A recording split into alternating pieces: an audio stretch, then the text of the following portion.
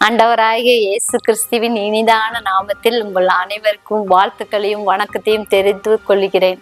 இந்த Jesus light house ministry மூலம் உங்கள் அனைவரையும் சந்திப்பதிலே எனக்கு மிகுந்த மகிழ்ச்சி. முதலாவது என்னுடைய வாழ்க்கையின் சாட்சியை தான் என்னுடைய யூடியூப் மூலம் உங்களை சந்திக்க வருவதில் ரொம்ப மகிழ்ச்சியா இருக்கிறது. ஏனென்றால் என் தேவன் இந்த இடத்துல வந்து நான் சாட்சி சொல்ல ஒரு கருவியாக என்னை பயன்படுத்தினார். தேவன் சொல்லியிருக்கிறார் ஒரு வசனம், அவர் மரணத்தை ஜெயமாக விழுங்குவார். கர்த்தராகிய தேவன் எல்லா முகத்திலும் இருந்து கண்ணீர்களை துடைத்து தன் ஜனத்தின் நிந்தையை பூமியில் இராதபடிக்கு முற்றிலும் நீக்கி விடுவார்.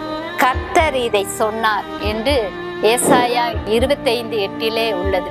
தேவ பிள்ளைகளே, கண்ணீரின் பாதையில், கவலையின் பாதையில், நொறுக்கத்தின் பாதையில், யுத்தத்தின் பாதையில் தான் நான் கடந்து வந்தேன். காரணம், எனக்கு ஒரு 7 ஆண்டுகளுக்கு முன்பாக நான் ஒரு பெரிய மருத்துவமனையில ஒரு மேனேஜராக பணியாற்றி வந்தேன். ஒரு நாள் எனக்கு திடீரென்று ஒரு வயிற்று வலி.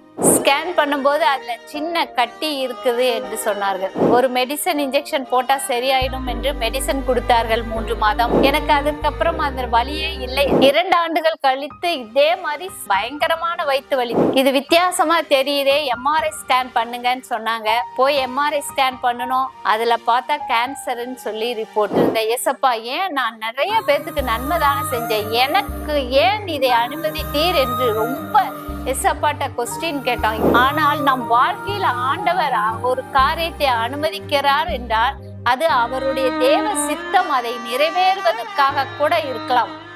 சர்ஜரி பண்ணணும். அந்த ஓவரியில் இருக்கிற கட்டியை எடுத்து நம்ம பார்க்கும்போது பயாப்சி ரிப்போர்ட்லயும் கேன்சர் என்றுதான் எனக்கு ரிப்போர்ட் வந்தது. எல்லாரும் ரொம்ப உடைஞ்சு போய், நீ அவ்வளவுதான், நம்ம வாழ்க்கை, எல்லாத்தோட வாழ்க்கையும் முடிஞ்சு போச்சே, என்னோட பையன் சின்ன பையனா இருக்கானே, அவனோட வாழ்க்கை எப்படி ஆகும், அப்படிதான் என்னோட கவலை இருந்தது. எங்க அம்மா சொன்னதை வைத்து நான் ஜெபம் பண்ணேன். ஏசப்பா, ஒருவேளை எனக்கு ஜீவனை நீங்க கொடுத்தீங்கன்னா நான் உம்முடைய ஊழியத்தை செய்யறேன்னு சொல்லி நான் ஒரு பொருத்தனை பண்ணேன். ஆனால் பல மருத்துவமனைகளிலே எனக்கு சேம் ரிப்போர்ட் தான் கிடைத்தது. நான் தேவனுக்கென்று ஒப்பு கொடுக்கும் போது தேவன் எல்லாவற்றையும் மாற்றி போட்டார். நான் என்றோ மறித்திருக்க வேண்டிய ஆள், ஆனால் தேவன் வந்து இதை அற்புதமாய் ரிப்போர்ட்டையே மாற்றி போட்டு என்னை ஜீவனோடு வைத்திருக்கிறார். தேவ பிள்ளைகளே, நமக்கு வரும் சோதனைகள், கண்ணீர்கள், வேதனைகள், கவலைகள் எல்லாம் நன்மைக்கானது.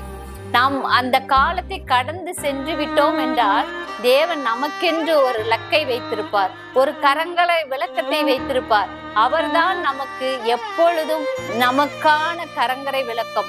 இயேசு கிறிஸ்துவினாலே தான் எல்லாவற்றையும் நாம ஜெயிக்க முடியும். இப்படித்தான் என் வாழ்க்கையில ஆண்டவர் விடுதலை கொடுத்தார். இந்த செய்தியை, இந்த சாட்சியை கேட்கிற நீங்கள் அனைவரும் இதை உங்கள் விசுவாசத்துக்கென்று எடுத்துக்கொள்ள வேண்டுமாய் என் அருமை இரட்சகர் இயேசு மூலம் கேட்டுக்கொள்கிறேன். நன்றி.